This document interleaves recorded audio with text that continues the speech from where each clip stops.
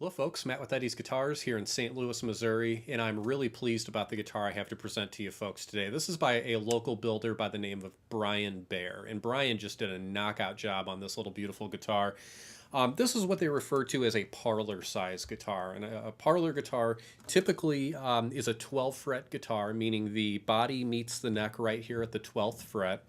And typically a rather petite size as well. So it's a wonderfully comfortable guitar to play, very responsive in its nature, and would be great for a younger player or anyone that just wants to comfortably kick back on the couch and play a great sounding guitar without having to fight it with their right arm to reach over a larger instrument. So very impressed by this guitar, and beyond the tone and the ease of playability, I think the thing I appreciate most about this is practically every piece of this guitar in terms of its woods have been reclaimed or salvaged in one way or another. In fact, the top that you see here is a great looking pine top, and Brian located a rather large board of pine that was destined for the scrap pile, and he found within the log a very small section that was perfectly quarter sawn. So he cut it all down, book matched it, and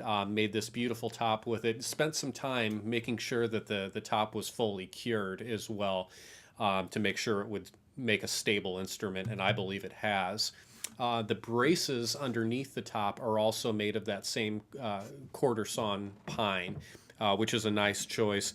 All of it was attached with hot hide glue as well, which is a great feature. That hot hide glue is a very traditional way of attaching braces to top material, and what's nice about it is the hide glue itself will eventually become harder than the wood itself. So it's a very resonant material that some of the most respected guitar makers out there really insist on using. So that's a very nice touch.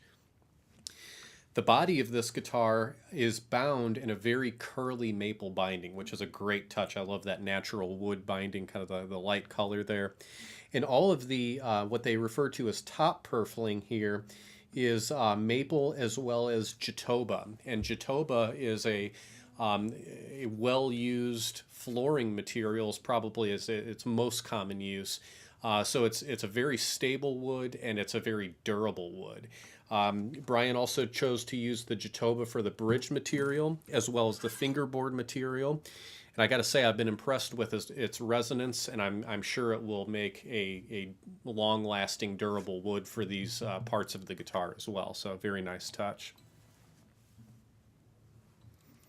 The back and sides of this guitar are just an absolutely stunning set of locally grown cherry.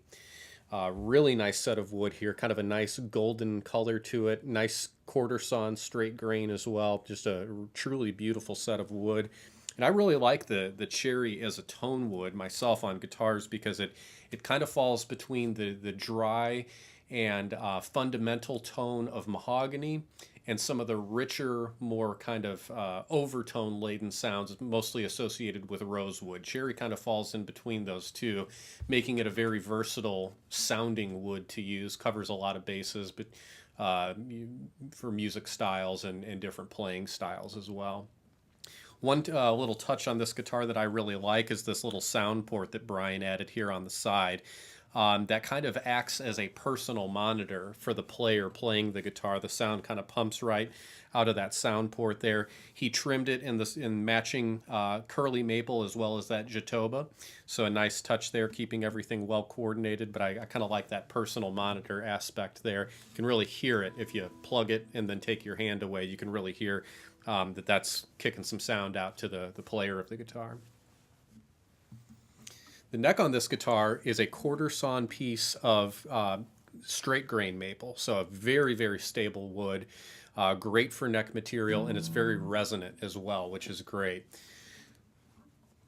And then all the way up on the headstock, you can see a beautiful piece of bubinga that Brian used for the headstock veneer here, just icing on the cake, if you ask me. It's a beautiful figured piece of bubinga, really kind of coordinating all the colors and hues of this guitar together.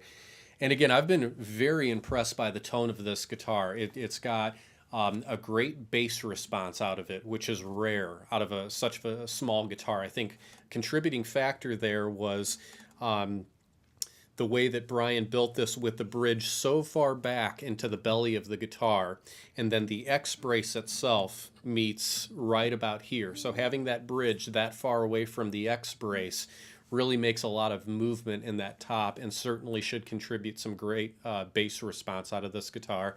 And we'll take a listen to that now.